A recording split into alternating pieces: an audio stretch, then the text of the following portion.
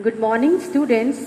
Today I, Mrs. Rasna Seth, is going to conduct second videographic session for class 10th English Literature. Today I am going to teach the poem Abou ben Adhem.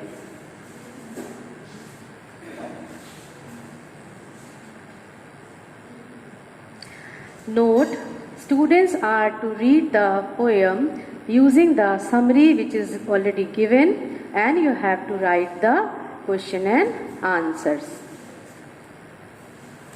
Now, Abou ben Adhem is a poem, or you can say he is a character which the poet has taken, and through this character he has tried to convey the message that for loving God you have to love your fellow beings. The message and theme of the poem. In his poem, Abou ben Adhem, Leigh Hunt presents an innocent man named Abou ben Adhem, drawn from the Arabian folklore to deliver his message that loving one's fellow man is perhaps more virtuous, if not at par, with loving the Almighty Himself. Now, in this poem, Leigh Hunt has taken the character who is an innocent man, and he is named as Abou ben Adhem. This character he has taken from the traditional stories. Folklore means traditional stories or beliefs, and through this he has tried to convey the message that for loving Almighty you have to love your fellow beings and you have to serve the mankind.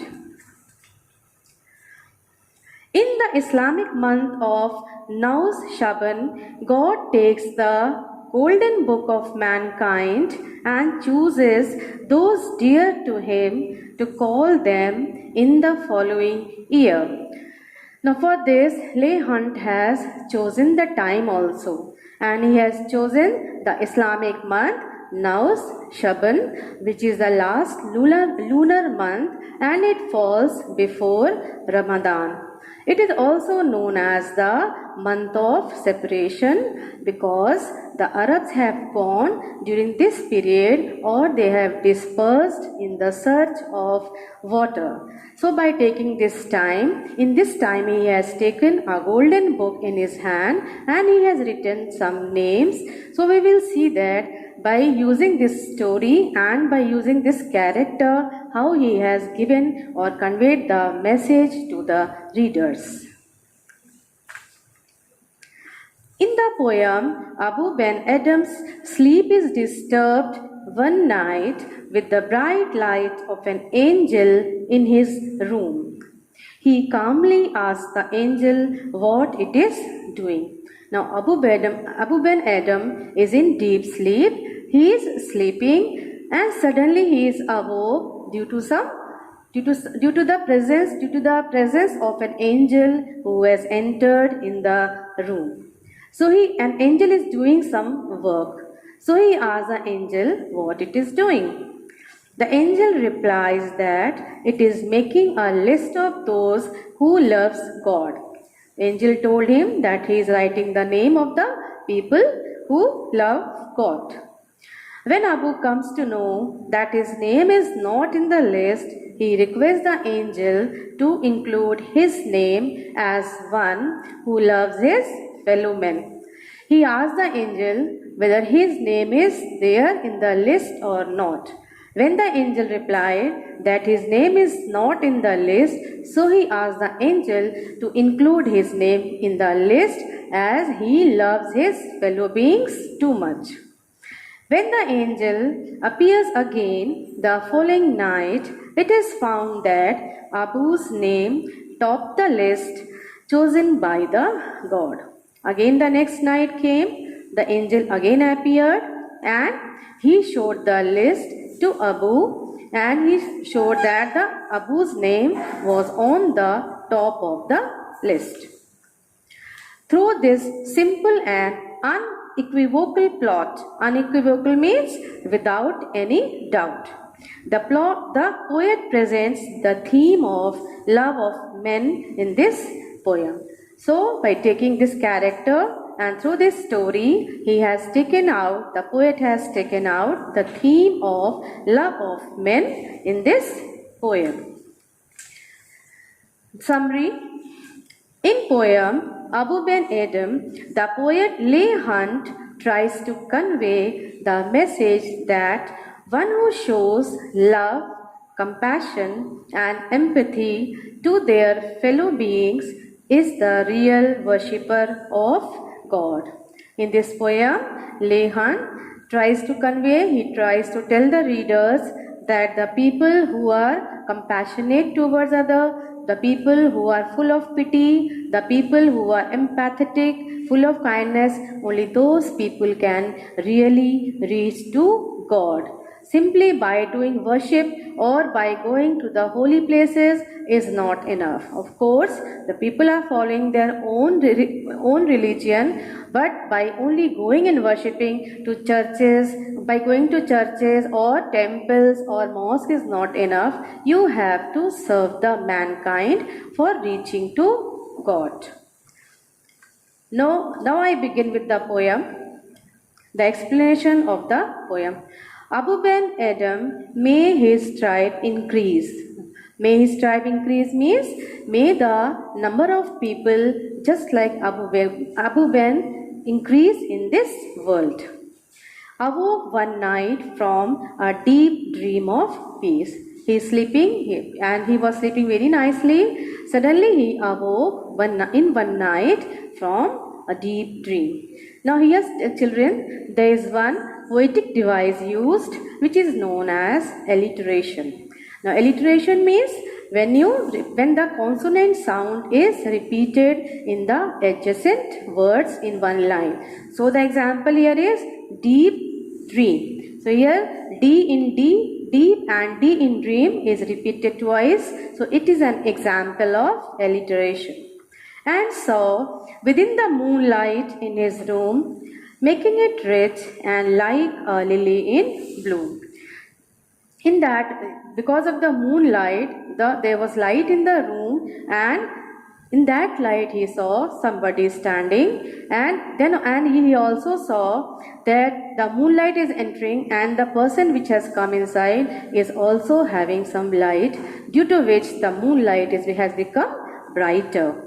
And here the moonlight which is becoming brighter is compared to the blooming of lily. An angel writing in a book of gold. He saw in that light that an angel is standing and writing something in a book of gold. Now why book of gold? Book of gold because it was in the hand of angel, or you can say God.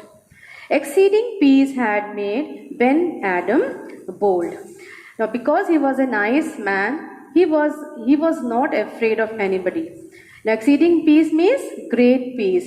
He was having a peace at his heart, so he was not afraid of anybody. So though he was asleep and he awoke from that, he saw the angel, he was not afraid of seeing the angel. And to the presence in the room he said. Now students, you see here that the angel is addressed by two other names, presence and vision. So if any question is asked in which presence or vision is written, then that means angel only. So angel is called by angel, presence and vision. So and to the presence in the room he said, what writest thou? So he asked to the presence, to the angel, that what are you writing? The vision raised its head and with a look made of all sweet accord. Now the vision was very busy in writing, so he raised his head and he said that he spoke in a very gentle tone. Sweet accord means gentle tone. He answered, the names of those who love the Lord. So he answered that he is writing the names of those people who love the Lord. And is mine one? Said Abou. So Abou asked whether his name is there in the list or not. Nay, not so, replied the angel. So the angel replied, Nay, no, your name is not there in the list. Now here you see again there is a second example of alliteration, that is nay, not. Now in nay and not, both n is repeated in nay, and in not also n is there. So twice n is repeated. So this is also an example of alliteration. Abou spoke more low but cheerily still. Now when Abou heard that his name was not there, his voice became little low. But he was still cheerful because he was having hope in his heart, and said, I pray thee then. So again he talked to the angel and said, I pray, I request you. Now again one example of alliteration is there, thee then. Now in thee, T is there, in then also T is there. So there are two T's which are repeated twice. So this is also an example of alliteration. I pray thee then, write me as one that loves his fellow men. So please, I request you write my name in the list, as I love my fellow men, as I love my fellow men too much. So please write my name in the list. The angel wrote and vanished. So the angel wrote and he disappeared. The next night it came again with a great awakening light. Again the day passed and the night came, and again the angel appeared before Abou ben Adhem with a great same awakening light, means with a symbol of waking light means symbol of hope, and showed the names whom love of God had blessed. And he again showed the list to Abou ben Adhem, and lo, Ben Adhem's name led all the rest. And see, to Abou ben Adhem's surprise, his name was on the top of the list, as he had done many benevolent deeds, many good jobs. So his name was on the top of the list. So students, you see, by loving your fellow being, by doing work for poor people, you will always remain close to God. Now what is the moral of the poem? See, this poem brings it clearly to the fore. To the fore means to bring in front of everybody that true love for God lies in the spirit of selfless service of the humankind. So according to the poem, or you can say according to the poet, the moral lies here that for true love of God, you have to do the selfless service. You have not to be selfish. You have to do selfless service towards the mankind. Then only you will go close to the God. A number of people perform rituals and prayers to express their faith in God. Of course, people are worshipping in their own ways. People are doing various rituals according to their faith in God.